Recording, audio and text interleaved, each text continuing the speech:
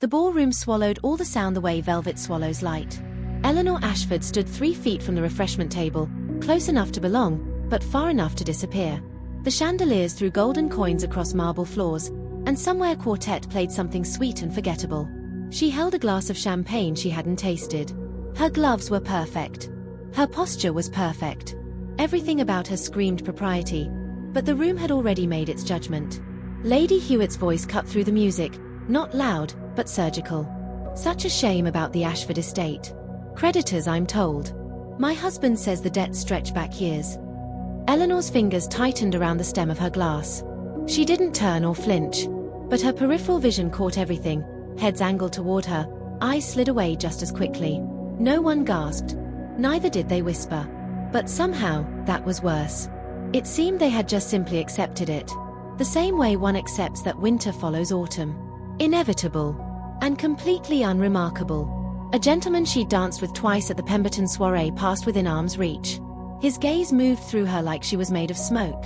She set down her glass with a kind of care that suggested nothing was wrong, then walked toward the doors with slow, measured steps. She didn't have intentions to flee. But the air in the ballroom had turned to something thick and acidic, and she needed to breathe. The anteroom was empty. She pressed her back against the silk-papered wall and closed her eyes. Her heart hammered against her ribs like it was trying to escape her chest. "Pull yourself together," she whispered. "Pull yourself together." But her hands were shaking now, and the humiliation was giving way to something hotter, something that felt dangerously close to rage. She pushed away from the wall and headed for the exit. Let them talk, she thought. Let them write her name in their little books of people who no longer mattered. She would not stand in that room and watch herself become invisible. The rain hit her like a slap. London had decided to drown itself. Water poured from the sky in sheets, turning the street into a river, the gaslight into smeared watercolor. Elinor's carefully pinned hair came loose within seconds. Her silk gown clung to her legs. But she didn't care. The cold felt cleansing, like it might wash away the last hour, the last month, maybe even the last year of watching her world collapse in slow motion. A line of carriages waited along the curb, drivers huddled under inadequate umbrellas. She ran toward them, her satin slippers ruined, her breath coming in sharp gasps. The first carriage door stood open, lamplight spilling out. She didn't look at the crest, or even check the driver. She simply grabbed the handle and pulled herself inside. The door slammed shut behind her, cutting off the storm. Silence. Leather seats. Then came the smell of expensive tobacco and something else. Bergamot, maybe. Elinor blinked water from her eyes and realized 2 things simultaneously. First, this was not her family's carriage, and second, she was not alone. A woman sat in the shadows opposite her, perfectly still. Not startled. Not alarmed. Just observing. Elinor's apology died in her throat.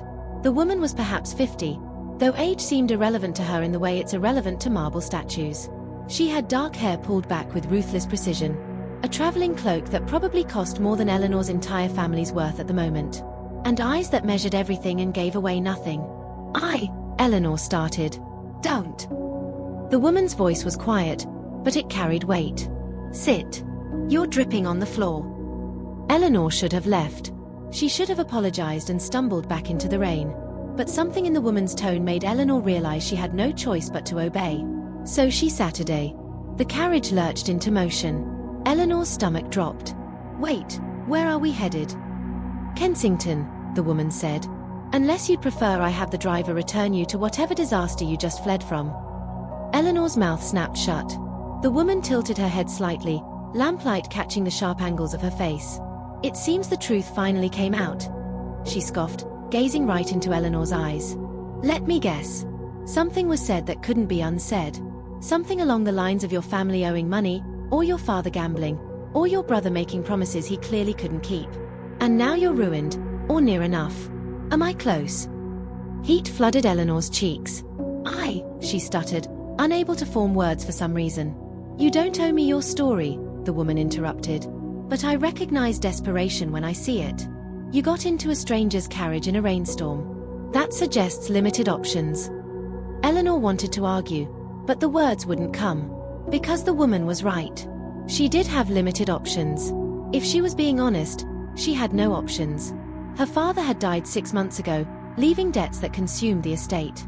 Her brother had tried to salvage things and only made them worse. And tonight, Lady Hewitt had simply said the quiet part out loud: the Ashfords were finished. "I'm Lucinda Blackmere," the woman said. Elinor knew the name. And frankly, so did everyone in the whole of London. The Blackmers owned half of Cornwall and a significant portion of London's most profitable shipping routes. Lucinda's late husband had been a viscount with more money than titles to contain it. And Lucinda herself, there were stories. About her business acumen. About deals made and broken. About a woman who did not suffer fools and did not apologize for occupying space men thought belonged to them. "Elinor Ashford," she managed. "I know." Lucinda responded casually. Of course she did. Elinor thought to herself. Lucinda Blackmere probably knew everyone's name, everyone's debts, and even everyone's secrets. Information was currency, and this woman looked like she owned the bank. The carriage rolled through dark streets. Rain drumming on the roof.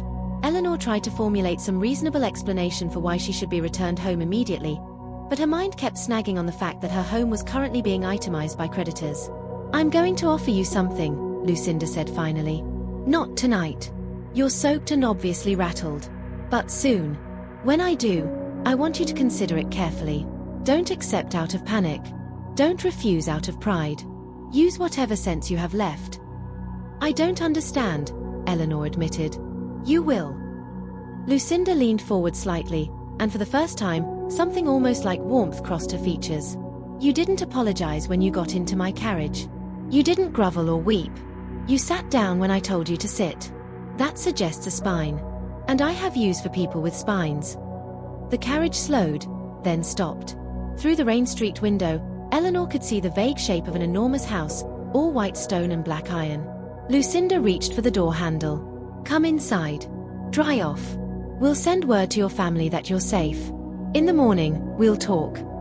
It wasn't quite a command, but it also wasn't quite a request either. Elinor stepped down into the rain, and followed Lucinda Blackmere into the Lion's house. The door closing behind them with a sound like fate being sealed. The interior of Blackmere House didn't whisper wealth, it stated it plainly, without apology. Black and white marble stretched beneath Elinor's ruined slippers. A staircase curved upward like a question mark. Portraits lined the walls, generations of Blackmers staring down with expressions that suggested they'd all died slightly disappointed. A housekeeper materialized from the shadows. She was grey-haired and efficient. She didn't react to Elinor's bedraggled state, which somehow made it worse. As if soggy, desperate women arrived regularly. "Mrs. Haver, prepare the blue room," Lucinda said, unfastening her cloak. "Send for dry clothes. Something practical." "Of course, Your Grace." The housekeeper's gaze flickered over Elinor, measuring, cataloguing, then she looked away. "Will the young lady be staying long?" "That remains to be seen." Elinor opened her mouth to protest, to say she couldn't possibly impose, but Lucinda was already moving toward a set of double doors. "Come. You look like you need brandy more than sleep." The room beyond was a study, all dark wood and leather-bound books. A fire crackled in the grate. Lucinda poured 2 glasses without asking if Elinor drank, then settled into a chair with the ease of someone who'd never questioned her right to occupy space. Elinor remained standing, dripping onto a probably priceless rug. "Sit down before you faint," Lucinda said. "You've gone pale." "I'm fine." Elinor lied through her teeth. "You're not. But I appreciate the performance." Lucinda took a sip of brandy. "How bad are the debts?" The question landed like a fist. Elinor's hands curled into her wet skirts. "I don't see how that's relevant." "But it is. Very much so." Lucinda said flatly. "If I'm going to help you, I need to know what I'm working with." Lucinda's expression didn't soften. "Your father mortgaged the estate 3 times. Your brother tried to recoup losses through investments that failed spectacularly. The house will be sold by spring. You have, what, £200 left?" Elinor's throat constricted. 75. Christ. Lucinda set down her glass. "You can't live on that. You certainly can't maintain any pretense of respectability." "I'm aware." Elinor sighed. "Are you?" "Because from where I'm sitting, you walked into a ballroom tonight like you still had options. You don't. In 6 months, you'll be a governess in some provincial household, or worse." Lucinda leaned forward. "Unless you do something drastic." Elinor finally moved, sinking into the chair opposite. The brandy sat untouched between them. "What are you proposing?" "My son needs a wife." The words hung in the air like smoke. Elinor stared at her. "I beg your pardon." Lucinda didn't back down. "Sebastian. He's 28, reasonably attractive, and entirely uninterested in marriage. Which is a problem, because I need an heir secured and I'm not getting any younger." Lucinda's tone suggested she was discussing livestock breeding, not matrimony. "He won't marry for love, he doesn't believe in it. And he won't marry for money, we have enough. But he might marry for strategic compatibility." "You want me to marry your son?" Elinor's voice sounded distant to her own ears. "A man I've never met." "You'll meet him tomorrow. But yes, that's the proposal. You need security. And he needs a wife who won't make emotional demands he can't meet. I need this family to continue. Everyone benefits. Except I don't love him." Elinor argued. "Good. Love makes people stupid."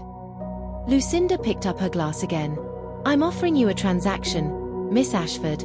Not a fairy tale. You'll have a home, an income, and a position in society that no one can take from you.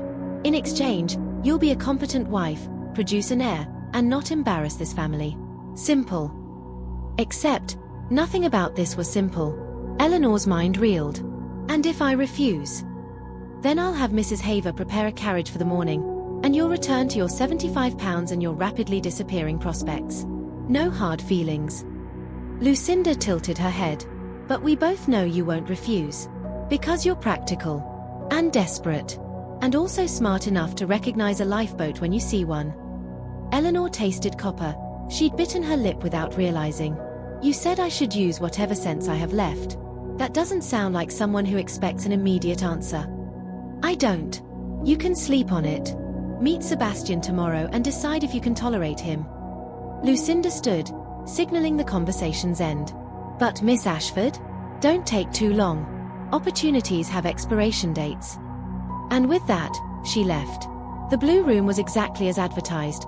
Blue wallpaper, blue curtains, blue counterpane. A nightgown had been laid out, simple but fine.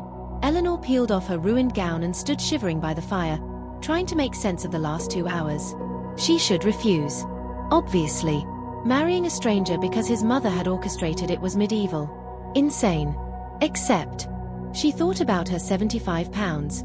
Governess positions that would slowly kill her spirit. The way Lady Hewitt's voice had carried across that ballroom, casual as commentary on weather. She climbed into bed and stared at the ceiling. Sleep felt impossible. Morning arrived with grey light and a knock. Mrs. Haver entered with tea and bread, her expression neutral. "Breakfast is at 8, miss.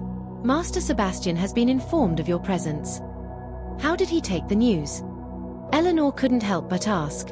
The housekeeper's mouth twitched, almost a smile. "He broke a teacup." "Wonderful." Elinor descended the stairs at precisely 8 o'clock, her borrowed dress slightly too large, her hair pinned as best she could manage without a lady's maid. The breakfast room was smaller than she'd expected, with windows overlooking a rain-soaked garden. A man stood with his back to her, shoulders rigid beneath a perfectly tailored coat. Dark hair, tall frame. He didn't turn when she entered. "You must be my mother's latest scheme," he said. His voice was low, controlled, angry. "I'm Elinor Ashford. And I'm no one's scheme." He turned suddenly. Lucinda had lied. He wasn't reasonably attractive. He was striking in a way that seemed almost weaponized.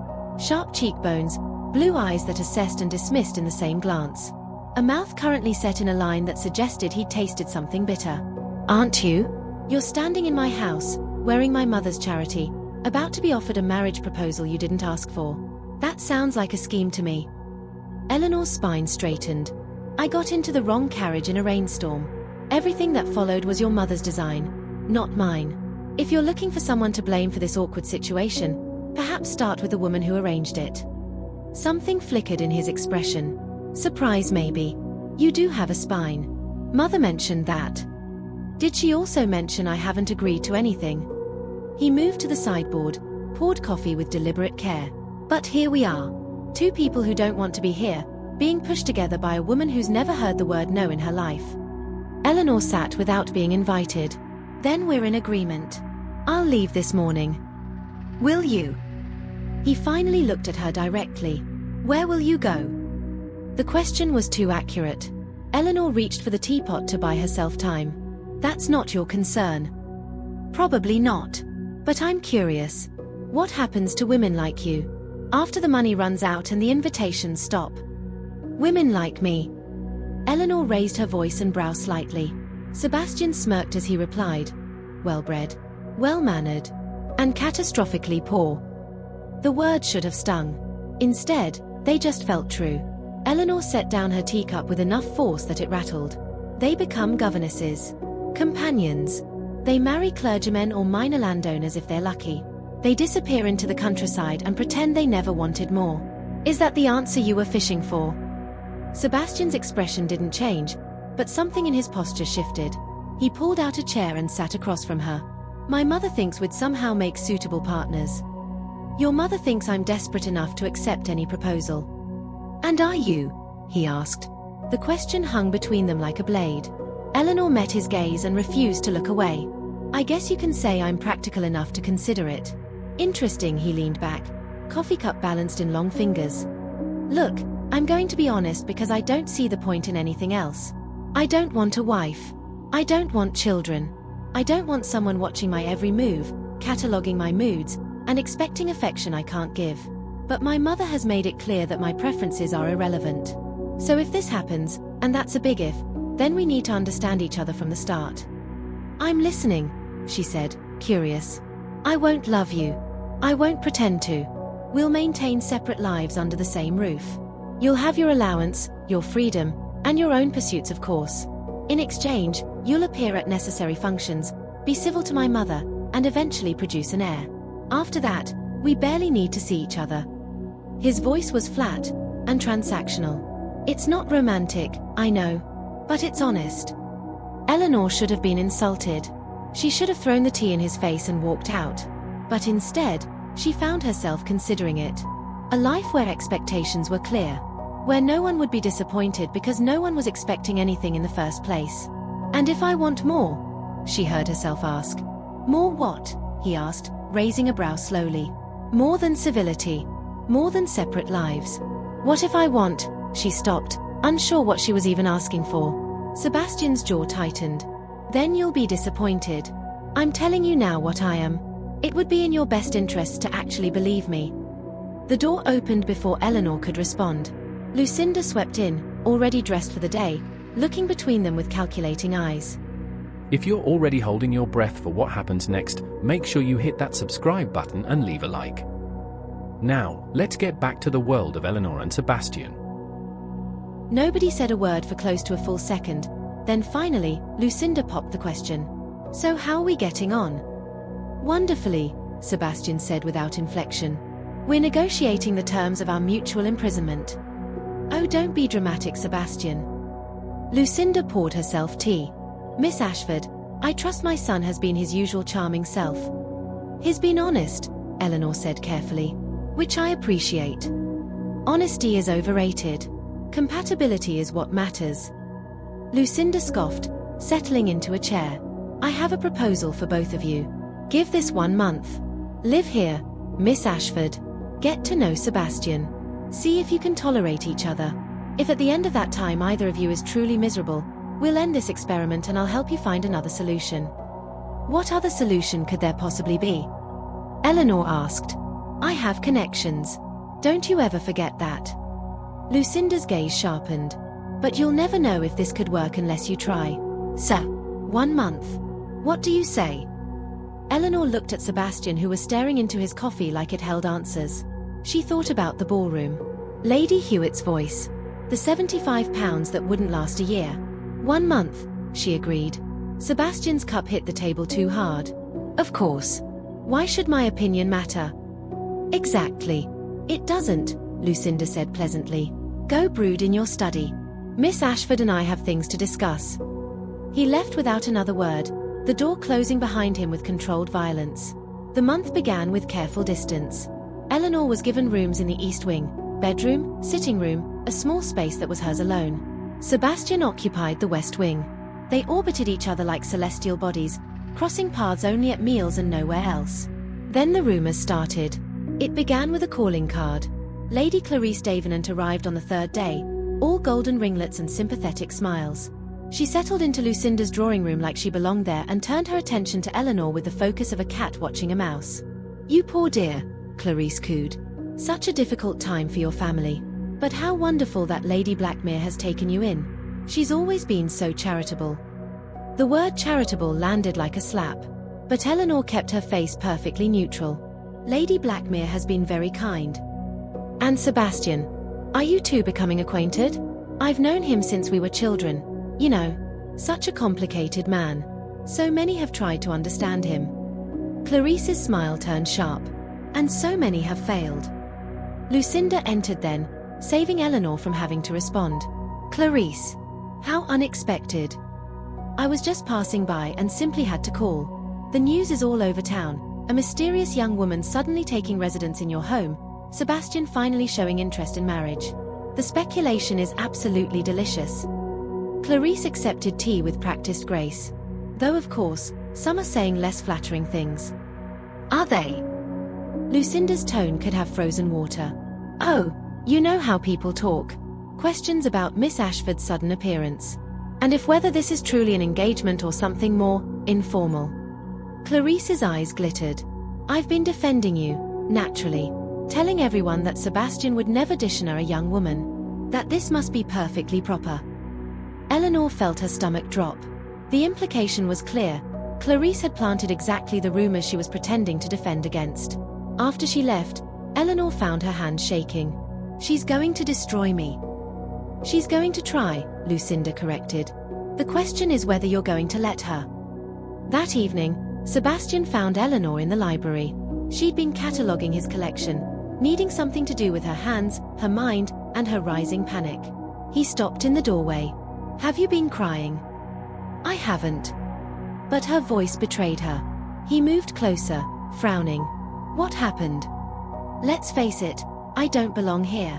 Everyone knows it.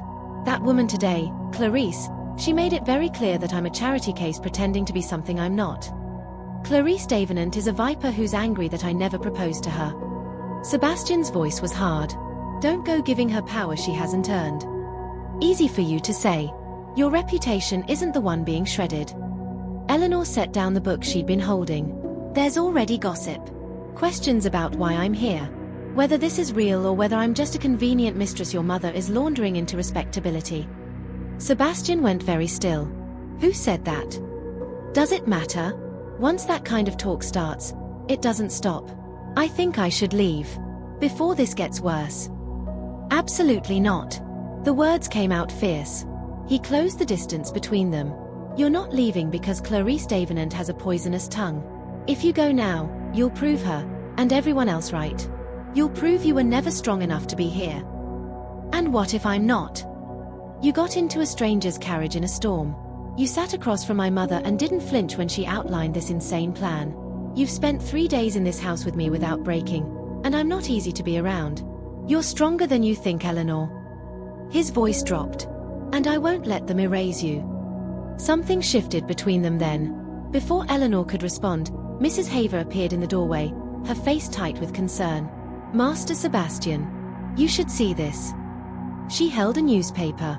Sebastian took it, his expression darkening as he read. Then he handed it to Elinor without a word. The society column was brief but devastating. It read, "A certain impoverished young woman has taken up residence with the Blackmere family. One wonders at the arrangement, and whether the son's sudden interest in matrimony isn't simply an attempt to legitimize a situation already well underway."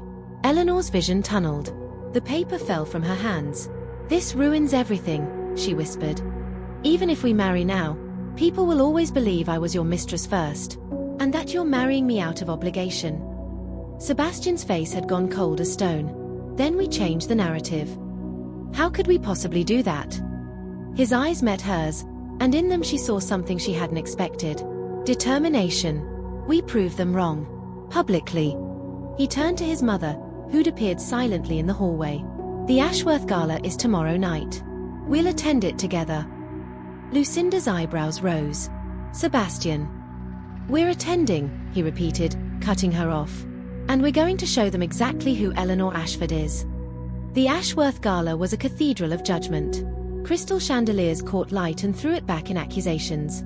Every face turned toward Elinor as she entered on Sebastian's arm, and the whisper started immediately, a sound like wind through dead leaves. She wore midnight blue silk, borrowed from Lucinda's seemingly endless wardrobe. Her hair was pinned with precision. She looked like she belonged. But the eyes that tracked her movement knew better. They'd read the papers. And heard all the rumors. It was painfully obvious. "Breathe," Sebastian murmured, his hand tightening fractionally on her elbow.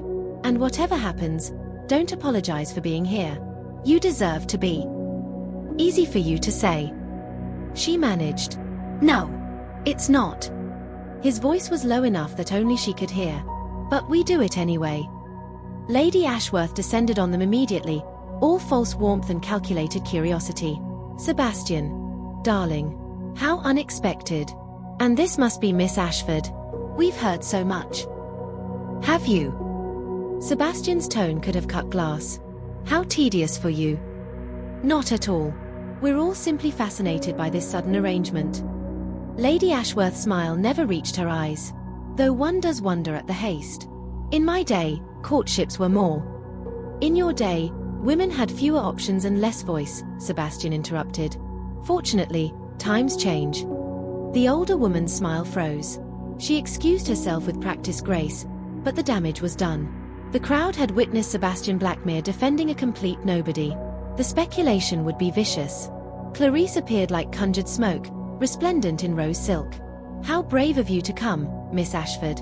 After everything that's been printed, I would have hidden for months. But then, I suppose you have less to lose." Elinor felt Sebastian tense beside her. She placed a hand on his arm, a silent plea. Then she met Clarice's gaze directly. "You're right. I have less to lose. Which makes me considerably more dangerous than you." Clarice's eyes widened. "I beg your pardon." "You should," Elinor said in a quiet yet steady voice. "You've spent the past week planting rumors about me, suggesting I'm here under shameful circumstances, poisoning my name before I've had a chance to establish it. You did this just because Sebastian refused you. Because your pride couldn't tolerate being passed over for someone you consider beneath you. That's... I'm not finished." Elinor took a step closer. "You think I'm weak because I'm poor. You think you can crush me because I don't have your connections, your history, or your position. But here's what you don't understand. I've already lost everything. My father, my home, even my future. So your rumors and your cutting remarks mean absolutely nothing to me. You can't take from me what I've already surrendered." The space around them had gone silent. Elinor could feel eyes watching, ears straining. Clarice's face had gone white. "You little," she started, but what quickly cut off. "Miss Davenant." Lucinda materialized at Elinor's shoulder, her voice like a blade wrapped in silk. "I believe you were just leaving." "I most certainly was not," she argued. "Oh, but you were." Lucinda's gaze was arctic. "Because if you remain, I'll be forced to share some interesting information about your family, the rumor of a bastard heir if I'm not wrong. I'd hate for that to become public knowledge. Such delicate matters should stay private, don't you think?" Clarice's mouth worked soundlessly. Then she turned and walked away, her exit watched by dozens of fascinated observers. Sebastian looked at his mother. "You're terrifying." Lucinda smiled and adjusted her gloves.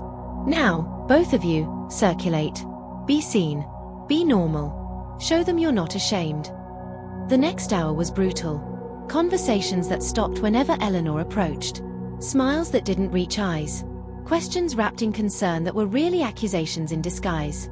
But Sebastian remained at her side, solid as stone, deflecting the absolute worst of it with cutting remarks and deliberate indifference. Then Lord Pemberton appeared, an older gentleman with kind eyes and a reputation for honesty. He bowed to Elinor with genuine respect. "Miss Ashford, I knew your father. He was a good man who had terrible luck. I'm sorry for your loss."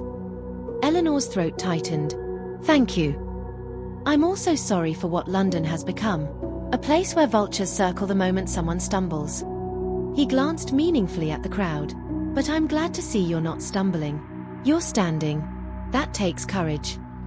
"Or stupidity," Elinor managed with a small laugh. "Often the same thing." He smiled. "For what it's worth, I think young Blackmere has made an excellent choice. Don't let the harpies convince you otherwise." After he left, Sebastian led her to a quiet alcove. You're shaking. I'm fine, she fought. You're not. But you were magnificent anyway. His expression was strange, something between admiration and concern. What you said to Clarice was reckless, she finished for him. I made things worse. No. You made them different. You stopped being a victim and became someone they couldn't dismiss. He hesitated, then, I underestimated you. Most people do. Well, never again. He took her hand, the first time he'd touched her with anything resembling gentleness. Elinor, about this arrangement. My mother's plan. What I said about separate lives and no expectations. You meant it. I understand. I thought I did.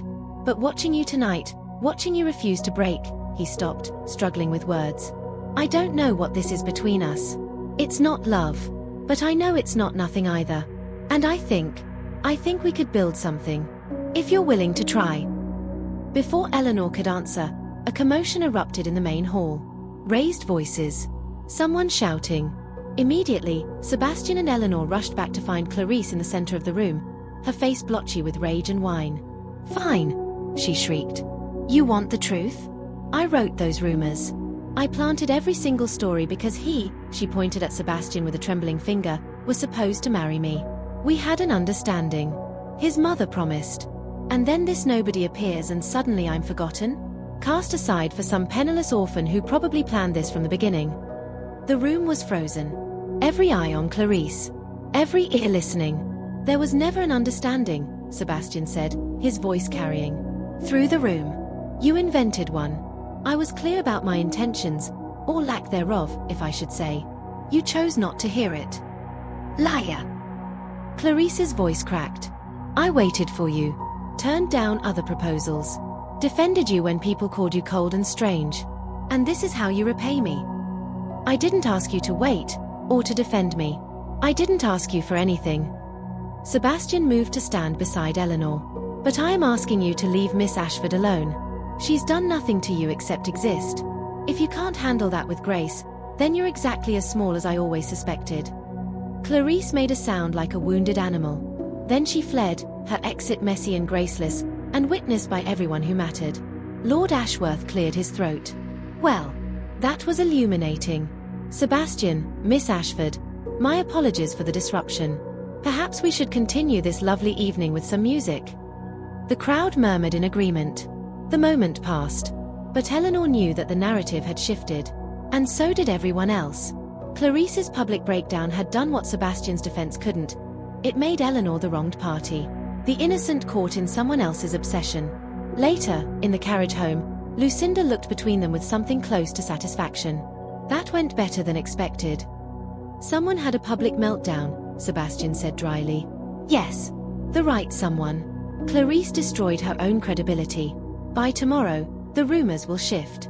Poor Miss Ashford, caught in that dreadful woman's schemes. If you ask me, it's much better than opportunistic nobody seduces wealthy heir. Lucinda settled back against the cushions. Though I am curious about one thing. What? Elinor asked. When are you two planning to actually get married? Because at this point, the entire city is expecting an announcement. Sebastian looked at Elinor. In the dim carriage light, his expression was unreadable. That depends. On what? Lucinda asked, curious. On whether Elinor wants to marry someone who can't promise her love, but can at least promise her honesty, partnership, respect. He paused for a moment. And possibly, eventually, something that looks like happiness. Elinor thought about the ballroom where she'd been erased. The storm that had changed everything. The month in this strange house with this strange, honest man who defended her when he had no reason to. She thought about dignity and survival and the difference between being saved and choosing to save yourself. Ask me properly, she said quietly. Sebastian's eyebrows rose. Then, incredibly, he smiled, a real smile, small and surprised and genuine. He took her hand. Elinor Ashford. Will you marry me? Not because it's convenient or because you're desperate or because my mother orchestrated this. But because we're both difficult people who might be less difficult together. That's possibly the worst proposal in history, Lucinda observed. It's perfect, Elinor said. And meant it. Yes. The wedding was small. Intimate. No fanfare, no spectacle. just a choice made deliberately by two people who understood that marriage wasn't a rescue. It was a collaboration between equals who decided to face the world's cruelty together rather than alone. Elinor walked down the aisle in cream silk, her head high, her hand steady. Sebastian waited for her with something in his eyes that wasn't love yet, but might become it. Might already be becoming it. When the vicar asked if anyone objected, the silence was complete. Afterward, at the modest reception, Lord Pemberton raised his glass. To the Blackmeres. May you be as strong together as you've proven to be separately. Elinor caught Sebastian's eye. He squeezed her hand. She thought about dignity. About refusing to disappear. About the difference between surviving and living. Then she squeezed back. Outside, London continued its relentless noise. But inside, two people who'd been strangers a month ago stood side by side, facing whatever came next with clear eyes and no illusions. It wasn't a fairy tale. It was better. It was real. If you loved Elinor's journey from erasure to empowerment, share this story with someone who needs to remember, dignity isn't given, it's claimed. Drop a comment telling us which moment hit you hardest, the carriage, the confrontation, or the proposal. Your thoughts matter to us more than you could possibly know.